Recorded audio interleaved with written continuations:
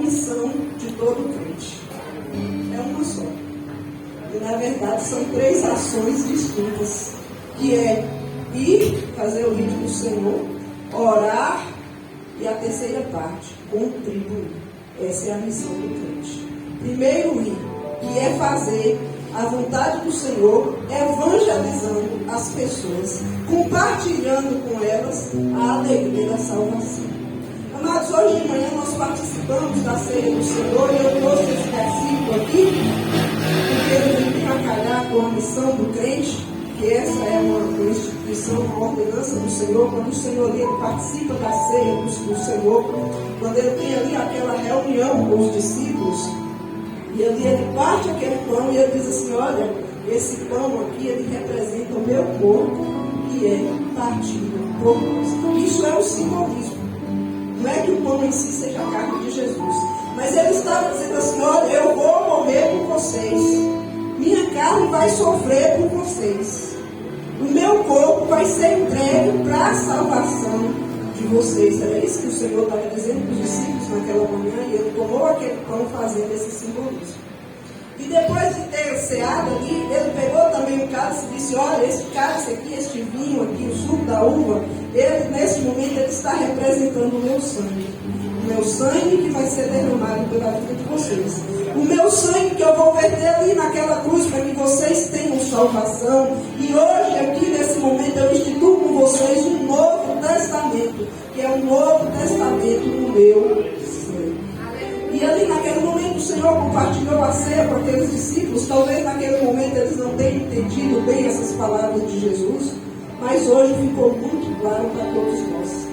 Porque depois dessa noite nós vimos que o Senhor, ele foi crucificado, ele foi chicoteado, ele foi perseguido, ele foi chicoteado, ele foi crucificado, e ali na carne ele sofreu com aqueles pregos nas mãos e nos pés.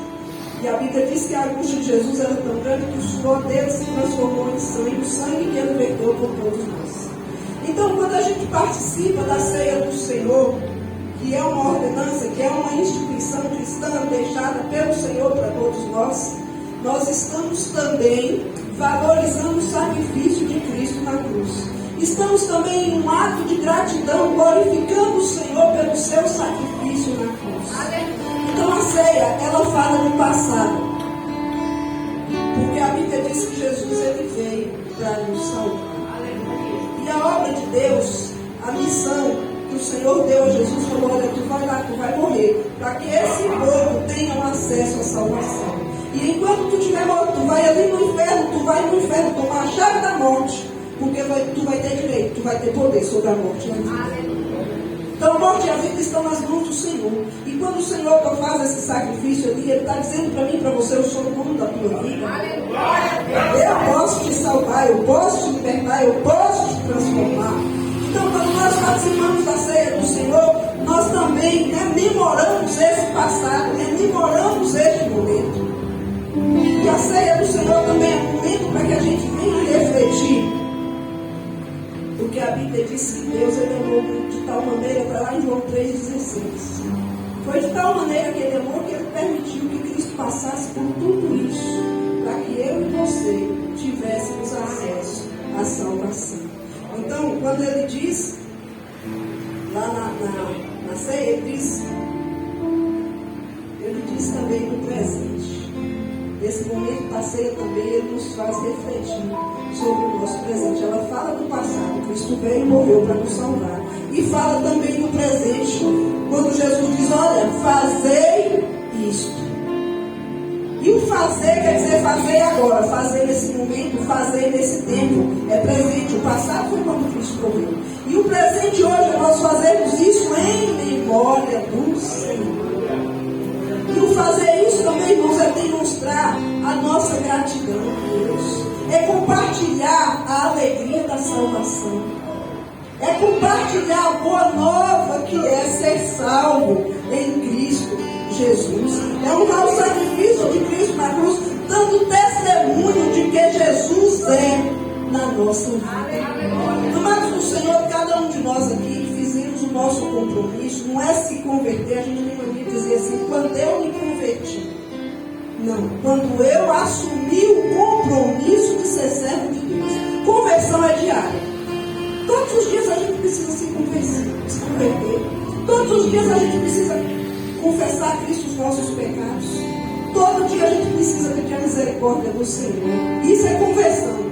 E é um processo diário, um processo de santificação que vem de dentro para fora. Mas a partir do momento que a gente assume o compromisso de ser servo de Deus, a gente precisa honrar esse compromisso diante do Senhor. E não só diante do Senhor, mas também diante das pessoas. Porque a Bíblia diz que todos nós estamos rodeados de uma tão grande nuvem de testemunhas. Aleluia! As pessoas do mundo nos observam. Então, como é que eu vou anunciar o Evangelho de Jesus, dizendo que Jesus é amor, que Jesus salva, que Jesus liberta, se as pessoas não estão vendo isso na minha vida? Aí é difícil, né, irmãos? Então, quando Jesus diz, olha, fazer isto em memória de mim. Isto o quê? Proclamar o Evangelho, proclamar a salvação, honrar o sacrifício de Cristo na cruz. E o terceiro propósito da ceia, também a ceia fala de futuro. E esse futuro é compartilhar a boa nova da salvação. Porque ele diz, até que venha. Então a gente observa Jesus falando, olha, eu te dou aqui hoje o Novo Testamento do meu sangue, e vocês vão fazer isso em memória de mim. E ele termina dizendo assim, até que venha. Então, no passado ele morreu por nós. No presente nós fazemos isso, nós temos esse simbolismo e nós obedecemos por amor ao Senhor. E no futuro, até que venha. Amados, todos nós estamos aqui, mas sabemos que a nossa casa não é aqui. Sabemos que a nossa vida aqui nessa terra é passagem. E o futuro pertence ao Senhor. Estamos aqui agora, mas na primeira hora nós não sabemos, porque o futuro pertence ao Senhor. Mas ele deixou escrito que nós temos que fazer isso até que ele venha. E a Bíblia diz que a vida do justo é como a aurora, que vai brilhando, brilhando, brilhando até ser perfeito. O nosso tempo perfeito é quando o Senhor vem nos buscar. E até que ele venha, nós devemos proclamar o Evangelho do Senhor.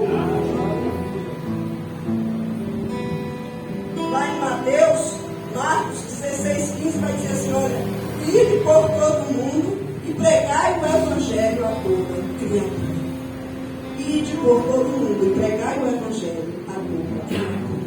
Amados, nós vivemos dias difíceis, dias que os valores estão invertidos, dias que as pessoas estão carentes de princípios, dias que as pessoas estão carentes de paz. E nós, enquanto servos do Senhor, temos a missão de levar a paz de Cristo.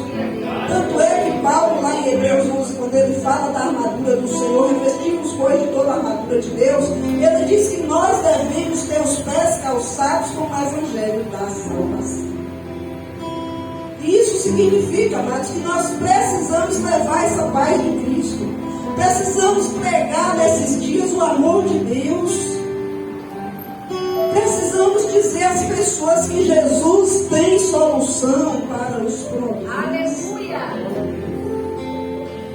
Nós sabemos que aqui nessa terra nós vamos passar aflições, está lá. Jesus disse assim, olha, tenho-vos dito isso para que em mim tenhais paz.